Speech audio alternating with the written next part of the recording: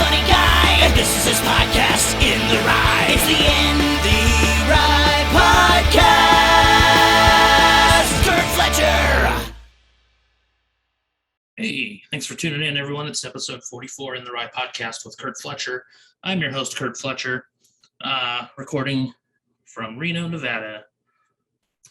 Performing at the Laugh Factory this week. Pretty awesome. With my buddy Tim Gaither. My guest today is Albuquerque comedian Buck D, Robert Gipson. Super excited to have him on the show. I was just on his show not too long ago. Had a blast. So let's go talk to him. All right, buddy. What's up, man? What's up? How you doing? I'm doing great, man. Doing about as good as I can do. Hell yeah. Well, thanks for being on the show. There are a couple things I wanted to talk to you about. Before we get into those, though, I just kind of want to give my listeners a background on you. When did you start doing stand-up comedy? Oh man, it will be. I'm talking like I've had 20 years like you or some shit. It will be 6 years in November. Shit. Yeah. Nice, man. 6 and years you started in Albuquerque? Yep, started in Albuquerque. Okay. Where's your first gig at? Oh man, check this out. So this is how green I was, man. I had no clue. I did my first. I think you performed it before. It was at Main Event. Oh yeah. It was at Main Event, and I did it as I was doing stand up, and right before me was a rap battle. Oh, okay. Wow. It was a rap battle, and then just me telling jokes, and my dumb ass was up there for like an hour and 20 minutes, bro. Holy shit. Yeah. But the good thing about it was I got kind of spoiled because I want to say it was probably over 600 people in there. It was packed. Wow. It was packed. So I was thinking, oh, this is how it is. I'm going to go tell jokes to a room full of people. Nah, we all know that was a damn lie. Yeah. So your first open mic, you just planned an hour. You're just like, oh, I got my hour ready. Here we go. Yeah, well, it's crazy because I had planned on doing that whole stand-up thing a month ahead of time. Okay. Because I had went to a comedy show and was talking shit, and I was like, you know what, I can't talk shit unless I do it. Yeah. And the funny thing is, I didn't even get through half of my material that night. It was. Oh, yeah, really? It was good, but it was also a rude awakening. So for sure, I can imagine with 600 people there. Yeah. It was a lot of fucking people. Oh yeah, fuck, man. I've only done maybe 2 or 3 shows with that many people in the audience. I've been doing it. I've done over 2,000 shows, so that's crazy. Well, the thing is, because people knew me from like social media, and then I was like hosting concerts and stuff. Yeah. With like different promoters. So I want to say probably 10% of the people were there to support. Mm-hmm. You had half of the other people were there to see if I was actually funny, or the other ones was there to see me fail. So I don't care. Yeah. They all paid. I didn't care. Oh, hell yeah, dude. That's great, man. So you just kind of got the bug from there and then started performing regularly? Yeah. So I did that in November, and then the very next month, which would have been in December, Anthony A, he used to be out on the radio out here. He's in Phoenix. So he had his yearly, he called it Anthimus, and he was like, hey, Buck, man, he came to the show. He was like, you did good. I want you to perform at Anthimus. And he had his show at the Chemo. Oh, yeah. So it was even more people there. Yeah. And he had Chingo Bling hosting. The headliner was Cypress Sounds. So okay. So my first 2 times hitting the stage, I thought, oh, this is the shit. I'll be at the Apollo in a month. Like, that's what I was thinking. So yeah, after that, just started doing my own things, and it just progressed from there. That's cool, man. Was that something you always wanted to do, like since you're a kid, or is that just something that came up when you got a little older? Nah, man, I'm gonna tell you. I grew up in a household where I was a fan and a student of comedy. My grandmother had all the Richard Pryors, cool. the the Red Fox. She had all of those. And it's crazy because I always thought of my grandmother as this God-fearing church lady. Yeah. And I found these records and I was like, what the fuck? Like, and so we would sneak, me and my cousin would sneak and listen to them. Uh-huh. So, you know, when I got older, not even when I got older, I used to throw little comedy shows for my sisters and cousins. But when I got older, I was like, yo, I was on the whole, I don't want to do a disservice to the art. And, you know, I was saying that, but to be honest, to be real, I was probably afraid to do it because I didn't want to fail at it. Uh-huh. But when I moved here, you know, I would go to comedy shows, and I've told you this before. When I first came out here, I would see you, Matt Peterson, Keith Breckenridge, who else? Louise Powell. Y'all were the four, and I was like, yo, okay, this is how it's done. But then as I went to more, I would see lesser and lesser and lesser, and I was getting upset about it. And like I said, I would go. Sometimes I would heckle, I would talk shit, but then I was like, hold up, you can't do that unless you get up there and do it yourself. So that's how it actually started. That's cool, man. Wow. Yeah. Can you imagine if every heckler was like that? They're like, well, I better not heckle unless I try it myself. And look, I'm telling you, it's some guys who I look at as brothers in comedy now, and we tell the stories. It's like, bro, you remember you came to he's like, I remember you would come to my comedy shows, or you would come to comedy shows, and if the guy wasn't funny, you would just start heckling. But see, in my mind, I was like, heckling is like an alley-oop. Like, maybe your material's not working, then if I heckle, that'll get you on track. But a lot of people didn't take that. Yeah. A lot of people was like, who the fuck is this dude, man? Yeah. I remember when I did perform at main events, I believe it was, I know you were there, and I think LB Johnson was heckling. Oh, yeah. Oh, my God. I can't remember who he was heckling, but it was pretty funny. It was, you know what? We just talked about her on my podcast with Jess Wood. So I thought this lady was the first Caucasian woman on Def Jam, but I went back and looked at it. She's actually Jewish and Black. Oh, that's right. What's her name? DeGiorgio or something? Yeah, so we go, and I remember her from Def Jam. I was like, oh, I got to see her. Mm-hmm. And we walk in, and I didn't know at the time her husband was on stage. He was her opener. He was horrible. That wasn't her husband. That was a guy that just bugged the shit out of her all the time. Was it? Yeah. I thought that was her husband because the reason why I said that, because when she starts talking to us, she goes, that's my man, and da-da-da-da. And we was like, okay. But whoever it was, he wasn't that good. I know exactly who you're talking about, yeah. And she was sitting at the bar, and we walk in, and, you know, everybody knew us, and, you know, hey, and this is, I hadn't been doing comedy for about 6 or 7 months. So everyone thought, oh, are you going to be doing anything? I was like, no, I'm just chilling. And so they started heckling the guy, and she was mad at us because she was like, oh, the Black guys come in, and she said something about LB's mom, and LB's mom passed away. Yeah. So LB gets mad. I was like, no, don't get mad. Don't get mad. So I just started heckling. We just started going back and forth, and all I remember is her throwing that mic down, and she left. She left the building. She was on stage less than 10 minutes, if I remember right. Yeah. Yeah. She threw that mic down and made a beeline for the door. Yeah. And then everyone was like, Buck, get up there. And I was like, fuck it, get up there. And I just went up there and probably did like 30 minutes. That was it. I remember that. Yeah. Because Kevin tried to shut you down. Yeah, he actually gave me the mic. And my thing, you have the mic, you have the power. You should never give your on that. So once I wasn't going to take it from him, but once he gave it to me, I was like, all right, cool. I didn't know him from a can of corn. I just thought, hey, white dude's giving me the mic, I'm going to start doing jokes. And then that's when, it wasn't until like the next day on social media that I found out he had an issue about it. But who cares? Yeah, fuck him. Yeah. I think that was the first time I ever saw you, I think. I'm pretty sure. And that was the night Spice One performed. Yeah. That's crazy. I don't know if you saw, you made me remember a Spice One story. When you came on the radio, when you came on 101.3 with us, I was like, oh shit, I have a Spice One story too. But you saw how we do it. We didn't have a lot of time, so I didn't bring it up till a couple days left. But yeah, I was hosting this. It was called the Bay versus LA concert at the University of Denver, and everybody's high at the end. Like I had been there the whole show, hosting whatever. At the end, the DJ goes, because we had been cracking jokes with each other, and by then I don't even smoke. I was high as shit off of contact smoke.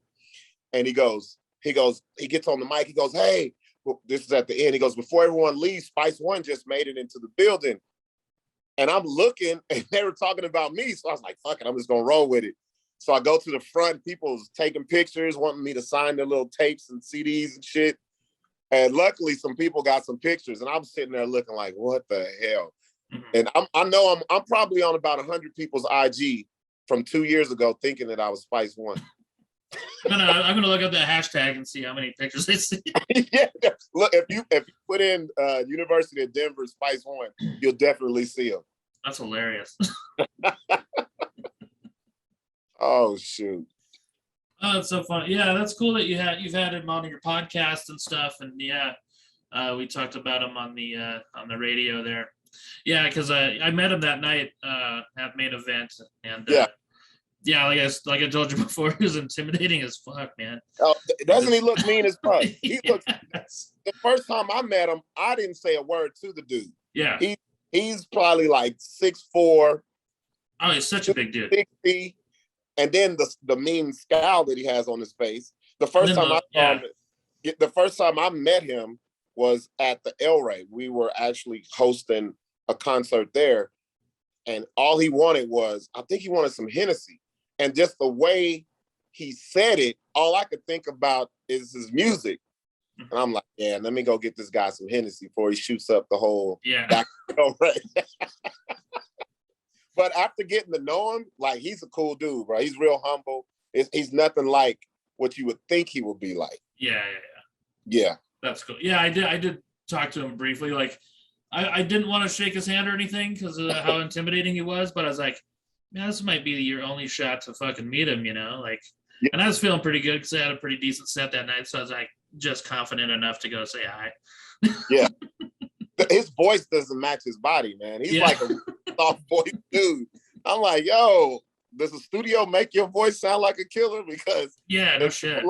In real life, he doesn't sound like that. But like you said, he's a good dude, man.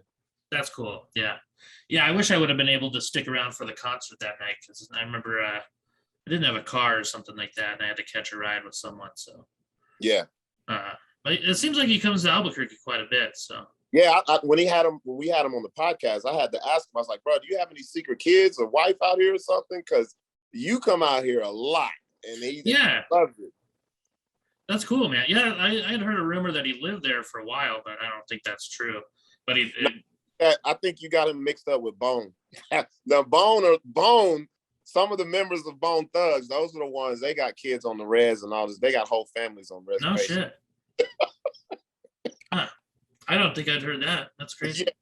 Yeah, it was, there's also a rumor that Too Short has some kids out here. Oh, really? But that was a chick just talking, though. How funny. I don't think Albuquerque or New Mexico is a place a black person can come hide out any damn way. So yeah, right.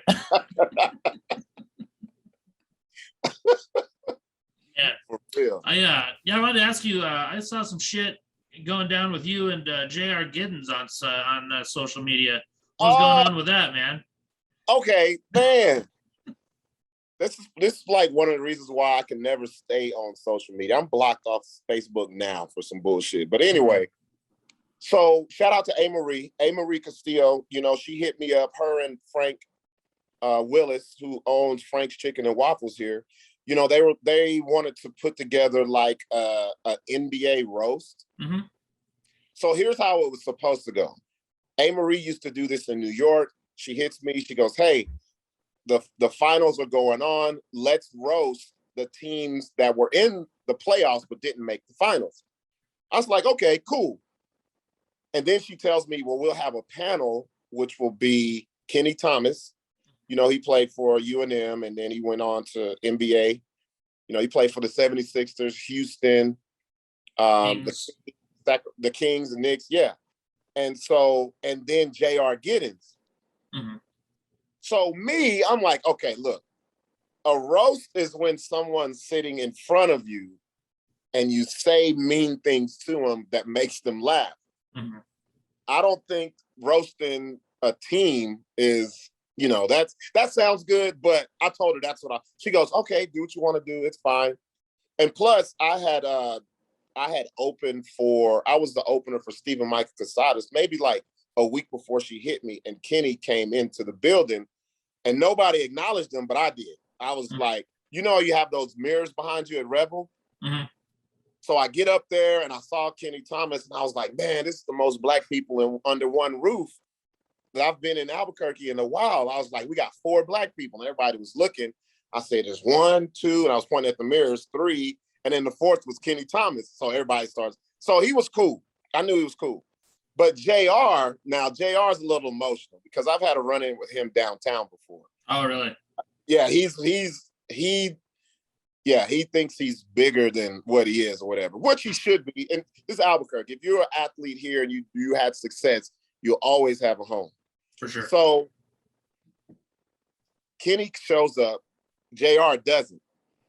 And Kenny tells me right off the bat, he goes, I want to hear the jokes that you have for JR.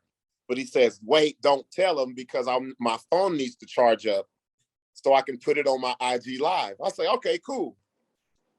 So then I just go in, man. I go in. I'm trying to think of some of the shit that I said. I said, yeah, you came to New Mexico after Kansas didn't want you, University of Kansas. So I said, in my head, JR means Jayhawk reject. I was just going off of that. And then, that's funny. Yeah, and I was like, he's the coach of the Northern New Mexico girls team at Espanola. Oh yeah. And I was like, this won't be the first time that you taught young girls how to dribble balls. So I'm going in, Kenny's cracking up. And then when I get done, Kenny's like, yes, I had to get this because he's going to be pissed. And I was like, cool, I don't care. Oh, man, the next day, it wasn't just Kenny's video. It was probably like 10 other people's videos. And he got on there pissed. But, as being a comedian, you don't get mad. You just make more jokes. That just gives you more jokes. So I went and looked up his stats and found out his career average was 1.5 points a game. Yeah. I was like, bro, how do you don't even get a full bucket? One bucket is 2 points. So we're going back and forth.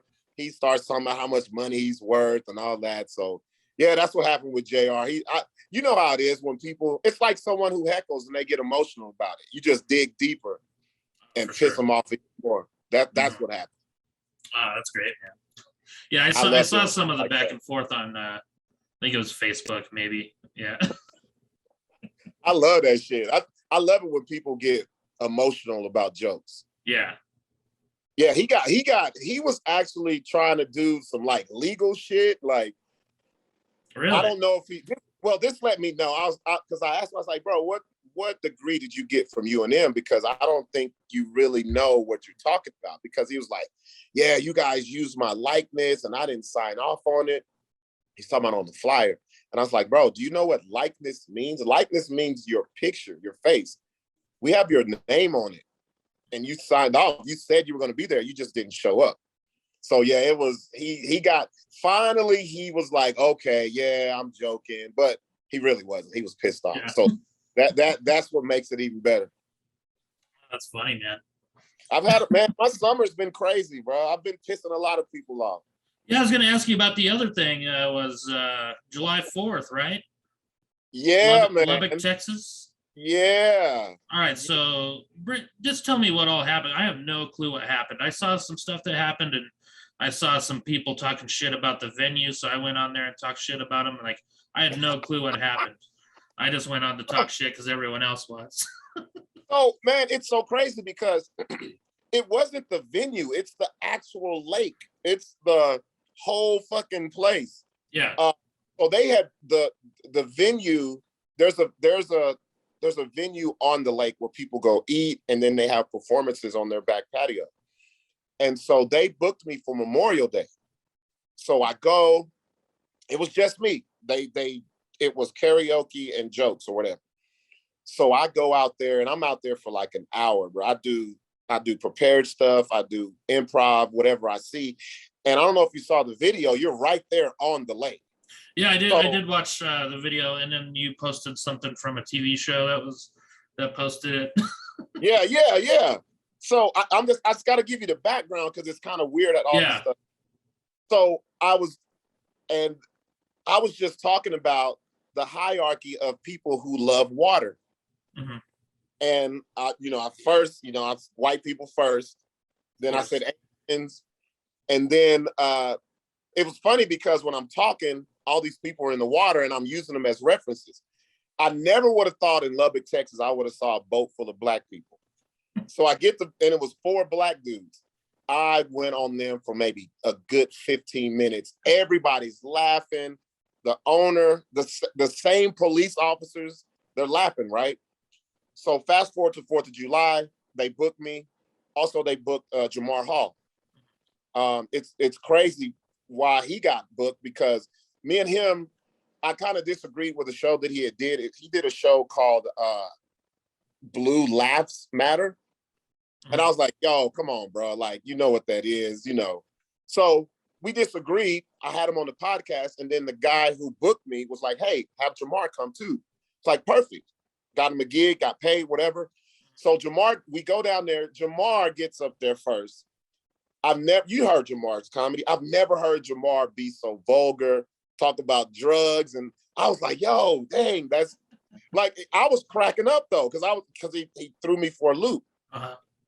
Everybody's laughing. He was talking about people selling pills out there and all this. So they caught, at the end of towards the end of his thing, I see these cops on a boat pull over a boat. I've never seen this before, Curt. I'm like, there's cops on the water that will pull you over and give you a ticket. Like, I've never seen that. I've never seen that either. And so I was like, yo, I'm going to use that. I'm going to use it. So they call me up.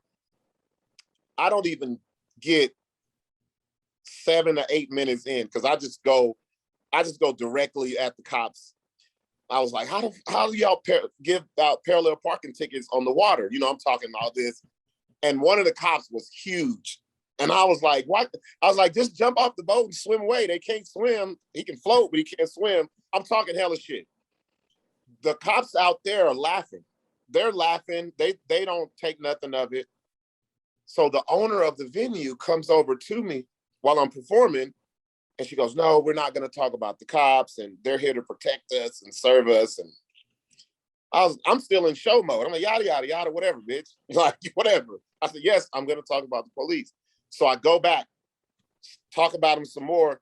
Then the captain or whatever the hell, the Roscoe Beco train of the crew comes over, and he was like, I thought he was going to do some back and forth with me. And he goes, yeah, we're going to shut you down, whatever. I was like, what? Are you serious? And he was like, yeah, we got to shut you down because we don't need you talking bad about the cops, blah, blah, blah. So I didn't get crazy. I was like, all right, show's over, whatever. And they had it all recorded. And then I was just going to still chill. Then he goes, no, you're banned from the lake. You got to leave now or you're going to get arrested. So one side of me is like, fuck you, but then the other side, I'm like, I'm in Texas. Ain't no black people here, but except for me and Jamar, who's like 0.6. Yeah. And I was like, nah, no. And it was the crazy thing was the people that were in attendance, they were like, what the hell, And they were like, oh, so you know what you should do? Come to our house and finish the comedy show. And I was like, it's about to get dark. I'm in Texas. No, I don't know, y'all. I'm not coming to your house. And luckily we had left right then because I guess they had called the state troopers because they were coming into the gate. When we were leaving. Yeah. And so, I posted it and I made a video and Jamar made one. And shit, I want to say the very next night, my phone's blowing up. I thought somebody got shot or was died or something. And they were like, yo, you're on Young Turks. I was like, who the fuck is Young Turks? I don't watch that. And I go and it blew up from there. Yeah. Yeah, I was like, yo, this shit's crazy. And well, the crazy thing is I was going into a joke about being a veteran because it was the 4th of July. Yeah. And I'd said, who else is a veteran? There was only one guy because I was in the Marine Corps. Mm-hmm. And as soon as I say that, that's when the cop comes up and was like, "You're done. You cut." Did he think you're going to talk shit about veterans or something? No, he was just mad about the whole, everybody was out there laughing at the police. That's what it was. Yeah. And he wasn't really mad until, because like I said, when you're performing, you don't take shit seriously. Oh, for sure. Just like your story about the guy who was trying to stab you or grab you. Yeah. So he comes up and I'm still like, okay, how many jokes can I get off on this guy? And the first thing I see was his lapel cam right here. And he comes up and he goes, "How you doing? My name is Officer whatever. And I was like, "Is that thing on?" And he goes, "This?" I go, "Yeah." And I tap on it. I was like, "Hey, what's up, y'all? How y'all doing?" And he gets pissed. I was going to give out my IG and I want to see that footage because I know when they saw that footage, either they got pissed or they was cracking up laughing. Bro. Yeah. Yeah, man. I can hear a siren right now. I don't know if that's, I think that's here in Reno. Oh, they know you're online with me. They're trying to look for me probably. I'll be kicking in my door here pretty soon. So you're probably not going to go back to Lubbock, Texas anytime soon? Actually, I would. I just can't go to the lake. Yeah. They're serious. Like they put it on their website, all this shit. They put my picture up.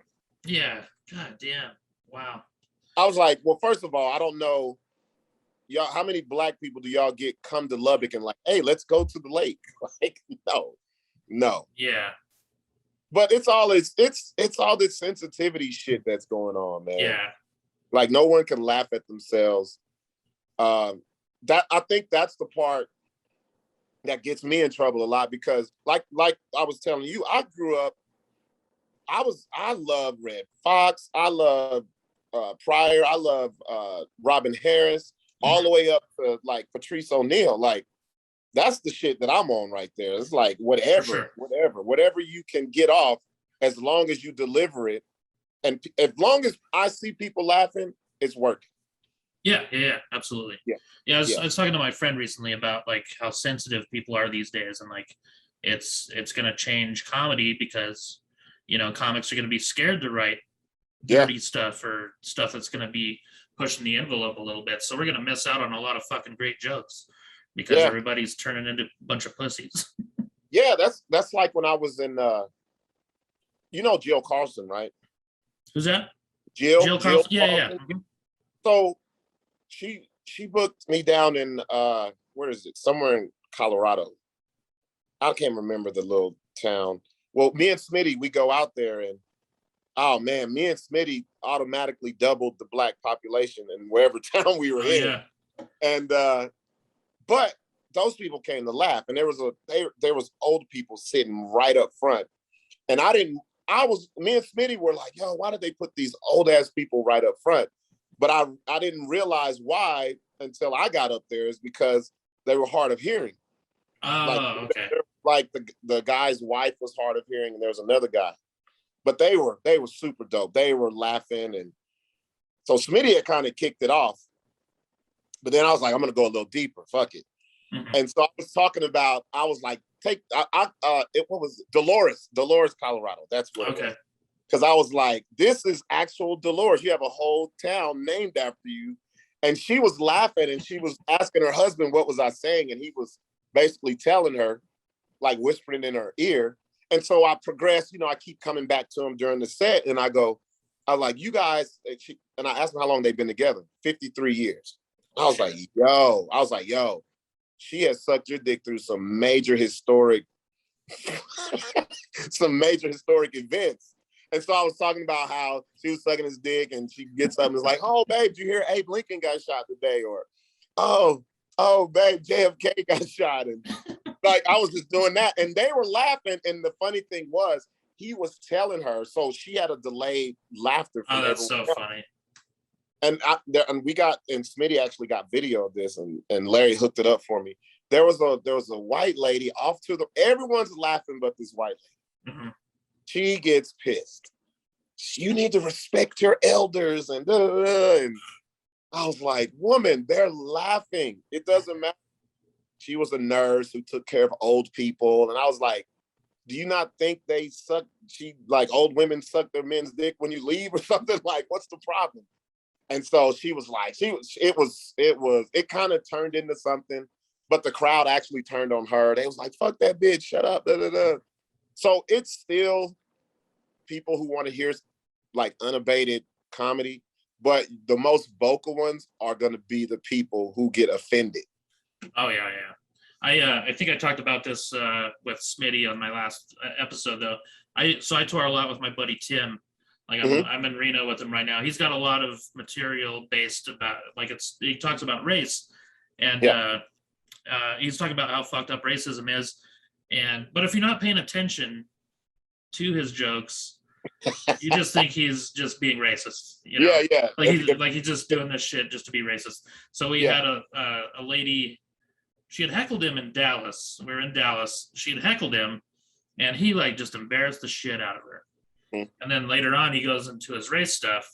And then, so she makes a huge deal out of it. Not in the showroom, but outside. I went to set up our merchandise, and she's talking to the security guard who's black. And she's making a huge deal about it. And I just watched him. He's rolling his eyes the whole time. And she starts crying at one point. No way. She's so offended. She's so offended for all the black people, even though they're fucking dying laughing in there. And then, so he finally says, he goes, lady, I've known Tim for at least 10 years, and I consider him a good friend. He's one of the least racist people I've ever met in my life. Did you listen to his material? Did you actually sit and listen to what he was saying? Well, I don't think he should be talking about it. That's the thing. In their head, it's they try to tell you how you should do your job. Yeah. And that's the crazy part. That's the crazy part right there.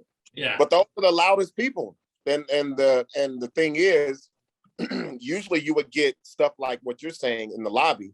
Now you have these phones. Now you get on Twitter. Now you got a worldwide audience, and that's what really fucked it up. Yeah. It's I hate Twitter. So I used to love Twitter, man. I used to post jokes on there all the time. Always had a good time with it. And now it's just so much bullshit on there, man. I hate going on Twitter. I've had to mute so many people on Twitter. And just, it's weird. I hate it. That's what my daughter was, so I have an 18-year-old, and she was like, Dad, do you think you'll ever get famous? And I was like, nah, because I got too much shit out there on Twitter that's floating around. Nope. I was like, I'm happy what I'm doing. Nuh-uh, that'll be so many problems, man, for real. Yeah. Did you see Michael Shea get in trouble? What happened with him? So he was saying, I love him. He's fucking brilliant. Yeah. And he did it real slick. He gets on his Twitter. He goes, man, I have this funny ass joke about Simone Biles, but I don't think I'm going to be able to tell it. But he says, I'll tell you what, you guys DM me your jokes that you have for Simone Biles and let me rate them. And so the funniest joke he got was some guy said, and I think this was the joke he had, and he just kind of passed it off at someone. For sure. Because he did it as a screenshot. And it says, Simone Biles, man, I thought black didn't crack. I cried laughing, bro. I was like, yo, that's fucking hilarious. And they came after him, bro. They came after him. And I was like, yo, this is a mess, man. You can't even take something serious, current event, and flip it into a joke anymore. Yeah. Like Gilbert Gottfried got fired for that when he made that tsunami joke. Yeah. And then Anthony Jeselnik was asked to take a joke down about the Boston Marathon. Yeah. Like, come on, man. Like, yeah. Here's my thing. If it's not funny to you, that's fine. But you can't dictate what's funny to everyone. Yeah. I think the funny part about that too is all the negative about it like draws more attention to it. So Yeah. more people are actually going to see the joke anyway. Yeah. And then they'll do their background check. It's like, oh, never heard of this guy, or let me see what else he did. And then next thing you know, you might have a fan out of the bullshit. Yeah. Yeah, because me and Rusty Rutherford and my ex-wife made this map of Albuquerque. It's called a judgmental map. Mm-hmm. And a friend of mine asked me to make it because he was making a book and putting different cities in it. So he made this map, and it's pretty fucked up. We put a lot of fucked up shit on it. And well, Albuquerque's fucked up. Shit. Yeah, we shared it with our friends and stuff like that, and it got a few views here and there. And then I think it was like 100.3 the peak, someone saw it on there and they shared it on their social media like 3 years after we made it and stuff. Oh, and so the news picked it up and they're making a big deal about it. And I even messaged the lady. I was like, we only got like 100 views on that thing, you know. You guys are the one making it more seen to the people, you know. So you're fucking in charge of those people being offended, not us. Yeah. Like we shared it with our friends, you know. That's the thing about the internet. There's no time stamp. Everything's new. Everything's brand new on the internet. I don't care how it was created. How long ago it was created. Real. Yeah. It's so fucked up, dude. I hate social media so much. Sometimes I wish I wasn't a comedian so I didn't have to use social media at all. Yeah, and well, my thing was I have a love-hate relationship with it because I'm honest with you, without it, a lot of things that I've done or been able to have an opportunity to do or continue to do, I wouldn't have got it without social media. For sure. But like you said, it's that flip side where it's like, oh my gosh, this shit here, man, this is too much. I don't want to deal with it. It's just Yeah, there was a kid that he was at like an Iowa football game or something, and during the game he held up a sign that had his Venmo on it, and he got a bunch of like people sending him money, like thousands of dollars. Oh, and he donated it all to the children's hospital. And so like he was on the news and all this other shit, and like he's kind of like a local celebrity and stuff until someone went through his fucking tweets from 5 years ago and found out that he retweeted something that Daniel Tosh had posted about a racist joke. Like, he's racist. He's like, racist. Is he? Like, we need to have a committee to say who's racist, who's sexist.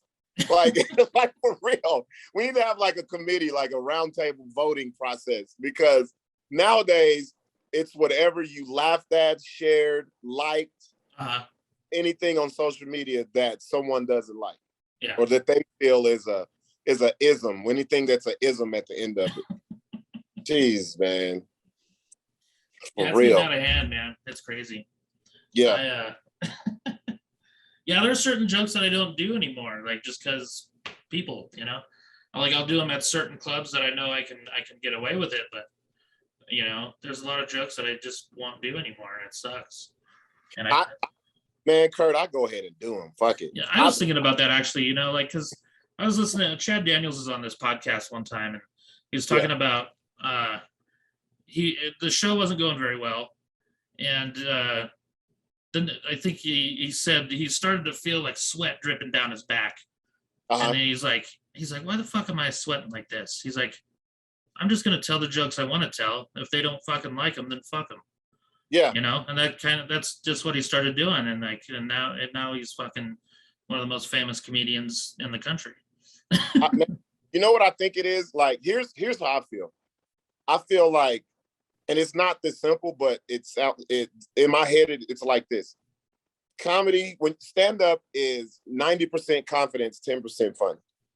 If once you grab the mic and whatever the first thing you say, if it exudes confidence, for whatever reason, in my experience, the crowd is just like, I'm there. You know what I mean? I'm there. So that's how I'm like, fuck it, I'm gonna say whatever. It may piss off a couple people, but like I'm with the numbers. I'm with the numbers game. As long as the majority of people are laughing, I'm good. I don't care. Yeah. Hell yeah. Yeah, that's the way to do it, man. Do you have a website or anything where people can check out your shows and stuff? Yeah, just actually, you know what? Larry's getting my webpage together. But what you could do, what everyone can do, just look let me think. IG Buck_dangerous. That's my Instagram. That's also my Twitter. And also look up Buck Dangerous on Facebook as well. I have a Facebook page dedicated to all of my comedy and stuff. Okay. Yeah. And do you have any shows coming up that you want to plug? This will probably come out this weekend sometime. So. Oh, that's perfect. So the 28th, shout out to Evan Ronzi. He's bringing back the roast battles that he started up out here about 2 years ago. I'm not participating in the roast battle, but I'm going to be doing a headliner set. So that'll be dope. Another thing set in stone is, man, you know what? I'm not even going to say it because I don't want to butcher it. And it's the information is on the phone, which I'm using right now to talk to you. Yeah. But it's a big show. Shout out to Six, Scott Bibiano. I cannot think of the comedian's name. He's on tour right now. It's called the. You posted it the other day, right? Yes. Let me find it so we can plug it. Yeah, because that was. You got it on your Instagram? Yes. Okay. Yes. Okay. Yeah, I just saw that post for it.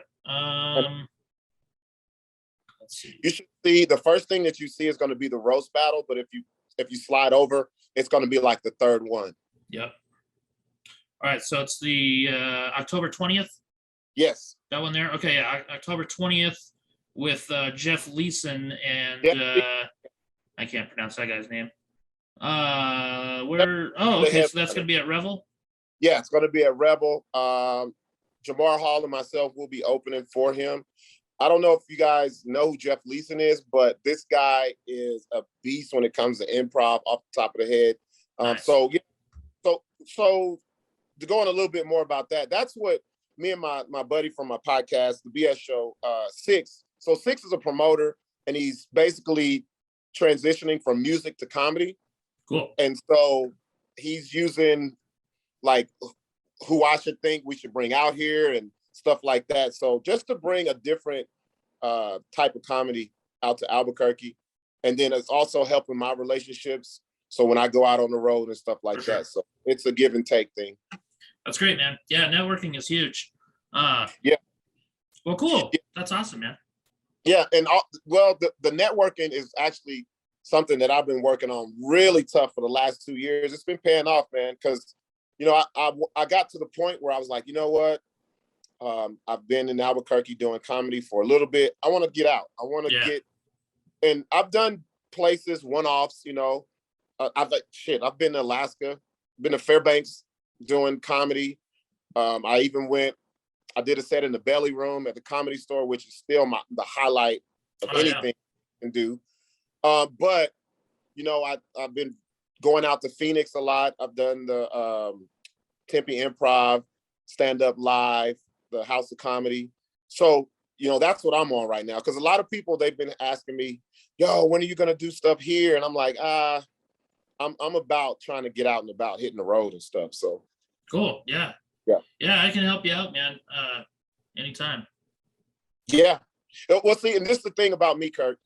I have to learn that it takes a network and not one person. Yeah. You know, that's something that I had to learn.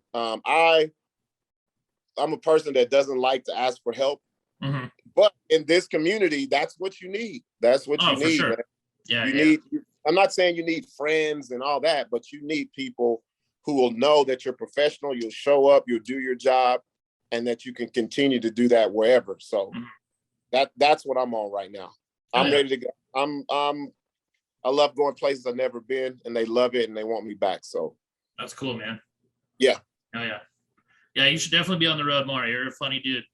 Yeah, man. Oh, hey, I'm telling you, man, when we went down to Alamogordo, the first time I worked with you, I was super fanboy. I was telling Keith, I think Keith kind of got mad because I was like, yo, man, I've been wanting to work with Curt. And he was like, what about me? I was like, yeah, you, but Curt, man. So I'm going to tell you, I don't get nervous, man. When I perform, I get anxious. Uh-huh. That was one of the few times I was like, oh man, I don't want to fuck it up because I know you were coming after me. And I didn't want you to come on to a dead crowd or none of that. So yeah, man, I love working with killers, bro. Yeah. Killer. That's cool, man. I had a blast. Yeah. Yeah. Hopefully we can do it again sometime, man. Oh yeah, yeah, definitely. Whenever me and Six have something going on and you're free, we're definitely gonna hit you up because Oh, yeah. I think there's a whole crowd of people here in Albuquerque who haven't heard you. Just because you haven't been on the road in a while, you know what I mean? You've been on the road for a while, and it's just like you're like this Yoda figure name that people throw out. It's like, who? I've never heard him. Like, what? You haven't heard Curt? Oh, you're missing out. So, yeah. Yeah. Yeah. I feel like I got a little overplayed when I was working at the comedy club. Like, I was there so often, like performing and I don't know, I felt like I got overplayed. And then once the club closed down, I moved out of town and stuff. And, that's when I really started hitting the road and shit like that. Yeah. And see, that's what that's how I felt about myself when I started going places to watch comedy and people were like, are you performing? And I'm like, man, I need to venture out. I don't want to saturate it. You know what I mean? Yeah. But it did keep me on my toes because it made me have new material at all times. So that was the good thing. Yeah. Yeah. Well, cool, man. We hit 45 minutes. Thanks for doing this, man. Show, man. Thanks for the invite. Absolutely. I think, you know what? I think you're the only, let me think. I've only done, this is the second podcast that I've done. Really? Yeah, man. I'm like, nobody wants to fuck with me on the podcast. And Sarah Kennedy's. I was on Sarah Kennedy's. So okay. Yeah. You never done potential problems or anything? No, but you know what? I think is that John Cuellar? Yeah. Yeah, they actually reached out. I think I'm gonna do it next month. So cool. People, yeah. Right. I love doing it, man. You could tell from our podcast. I love doing this. Yeah. Your podcast is great, man. That was a lot of fun. Yeah, we definitely gonna have you back. Definitely. I'd love to, man. That was a blast. Yeah. Thanks for coming on, man. We'll talk to you soon. All right. All right, no problem, man. Kill it tonight. Thanks, buddy. For sure. All right. Thanks for tuning in, everybody. That was a lot of fun talking to Buck D. Very funny dude. If you get a chance to go see him, definitely check it out. Super funny. And there's a good chance that he'll get banned from the venue you're watching him at. Actually, that's not true. It's just that one time. But thanks for tuning in. I'm in Reno right now. We're doing some shows at the Laugh Factory, me and my buddy Tim Gaither. Tuesday night was a lot of fun. Wednesday night, not so much. Crowd was kind of lame, but it's always fun performing here, though. It's a good challenge. There's a lot of different crowds. Like everyone's from a different place. Like nobody at the shows are from Reno, so it's a little different, And all right, I only have to do 20 minutes, so even if I bomb, it's only for 20 minutes. It's not that big of a deal. I did my 20-year anniversary show last week. That was an awesome show. Thanks to everyone who made it happen. Thanks to everyone who came out, except for Goldie Garcia. But we had an awesome crowd. We had probably 80, 85 people or something like that. And everybody did well. All the comics did well. Just a really cool setup. It looked great in there. So thanks to everyone who made that happen. I also have some posters left over from the show. If anyone wants to buy one, I have them on my website, funnyfletcher.com, and I will even sign them for you. Pretty good deal. And as always, my merchandise, if you buy anything from my websites, you can type in promo code In the Rye Podcast, all capitals, no spaces, and you get 10% off of your order, which is pretty cool. So I'm in Reno right now. And then I will be at Revel in Albuquerque August 25th doing a set. And then got a few weeks off. All my daughter's in town hanging out. And then I will be back in Iowa and Colorado. And then I've got some other stuff after that. For all my tour dates, go to my website, funnyfletcher.com. And if you ever want to hear the podcast before anyone else, you can sign up for Patreon, patreon.com/InTheRidePodcast. I always post the audio up there before anything else. So it's usually out a day or so before anything else. It's only $5 a month. It's not a bad deal. I think that's it for this week. Thanks for tuning in. Thanks to John Singleton from Anesthesia for the outro music. And thanks to Jarrett Reddick from Bowling for Soup for the intro music. You guys are awesome. Take care, everybody.